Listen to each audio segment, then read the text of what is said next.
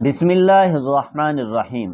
معزز سامعین، حضور علیہ الصلاۃ والسلام نے فرمایا، جس شخص میں قربانی کرنے کی استطاعت ہو، یعنی کہ جس شخص پر قربانی واجب ہو اور اس کے باوجود وہ قربانی نہ کرے تو ایسا شخص ہماری عید گاہ کے قریب بھی نہ آئے، یعنی کہ اس قدر سخت وعید ہے استطاعت کے باوجود قربانی نہ کرنے والے شخص کے بارے میں۔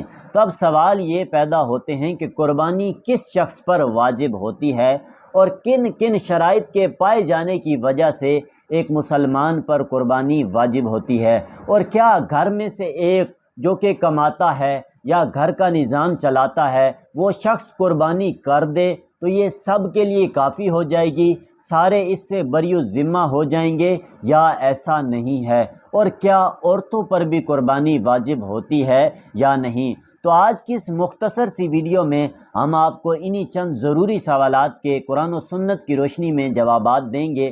آگے بڑھنے سے پہلے گزارش ہے کہ اگر آپ ہمارے چینل پر نئے ہیں اور ابھی تک ہمارے چینل کو سبسکرائب نہیں کیا تو مزید دینی معلومات حاصل کرنے کے لیے اور شرعی احکام جاننے کے لیے ہمارے چینل کو ضرور سبسکرائب کریں۔ تو معزز سامعین، سب سے پہلے یہ کہ قربانی کس شخص پر واجب ہوتی ہے اور کن شرائط کے پائے جانے کی وجہ سے واجب ہوتی ہے۔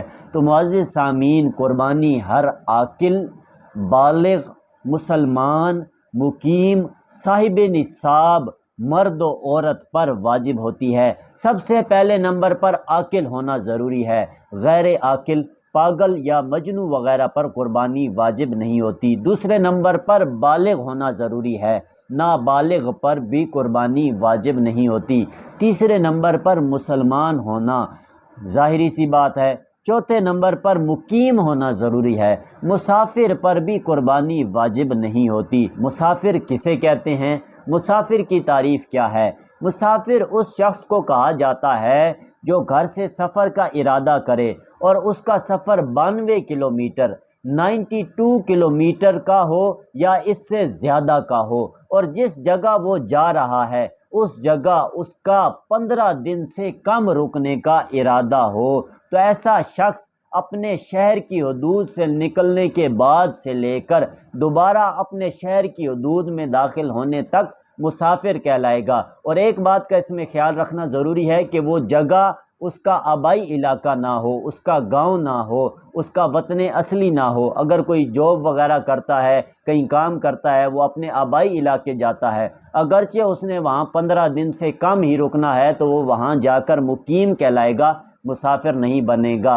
اور اگر اس کا وہ آبائی علاقہ نہیں ہے، جو سچویشن ہم نے بتائی ہے وہ سچویشن ہے، تو ایسا شخص اپنے شہر نکلنے کے بعد سے لے کر واپس داخل ہونے تک مسافر کہلائے گا۔ وہ وہاں اگرچہ 14 دن رکے، اگر 15 دن سے کم رکنے کا ارادہ ہے تو وہ مسافر کہلائے گا۔ وہ اس دوران جتنے بھی دن اسے آئیں، ایک تو نماز بھی قصر پڑے گا، اور دوسرا اگر عید کے 3 دنوں میں 10 ذی الحجہ سے لے کر 12 ذی الحجہ کی مغرب تک، یعنی کہ عید کے پہلے دن سے لے کر تیسرے دن کی مغرب تک اگر کوئی ایسی سچویشن میں ہے، کوئی مسافر ہے، تو اس پر قربانی واجب نہیں ہوگی، اگرچہ باقی ساری شرائط اس میں پائی جائیں۔ اور سب سے آخر میں صاحب نصاب ہونا ضروری ہے۔ صاحب نصاب کسے کہتے ہیں؟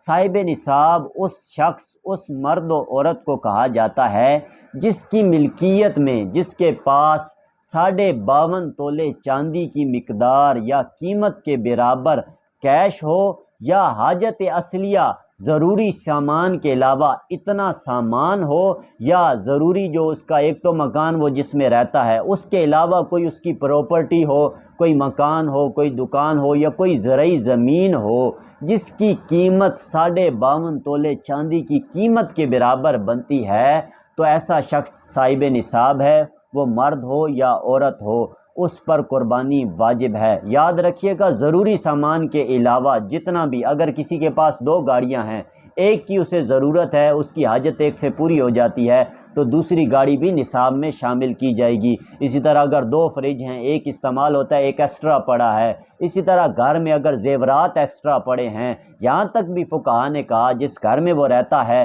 4 کمرے استعمال ہوتے ہیں، 2 ایکسٹرا پڑے ہیں، وہ استعمال نہیں ہوتے، وہ حاجت سے زیادہ ہیں، تو ان 2 کی قیمت بھی نصاب میں شامل کی جائے گی، اگر ان کی قیمت بھی 52.5 تولے چاندی کے برابر بنتی ہے تو وہ شخص صاحب نصاب ہے، وہ مرد ہو عورت ہو، کماتا ہو یا نہ کماتا ہو۔ اگر کوئی عورت ایسی ہے جس کا جہیز کا سامان ایکسٹرا ضرورت کے علاوہ اتنا پڑا ہے، زیور اتنا پڑا ہے، اگرچہ 1 تولہ سونا ہی ہے، اس کی قیمت بھی 52.5 تولے چاندی کے برابر بنتی ہے، تو اس پر بھی قربانی واجب ہے، اگرچہ وہ کماتی ہے یا نہیں، اس کے پاس کیش ہے یا نہیں، اس پر قربانی واجب ہے، اسے چاہیے کہ وہ قربانی کرے۔ ہاں، اس کے شوہر کو چاہیے، اس کے خامند کو چاہیے، اس کے بھائی کو چاہیے کہ وہ اتنی رقم اسے دے دیں جس کے ساتھ وہ قربانی کر سکے۔ اگر کسی کی اولاد کے نام، وہ بالغ ہے اولاد اور ان کے نام پراپرٹی ہے، اگرچہ وہ کماتے نہیں، ان کے نام پراپرٹی ہے اور اس کی قیمت اتنی بنتی ہے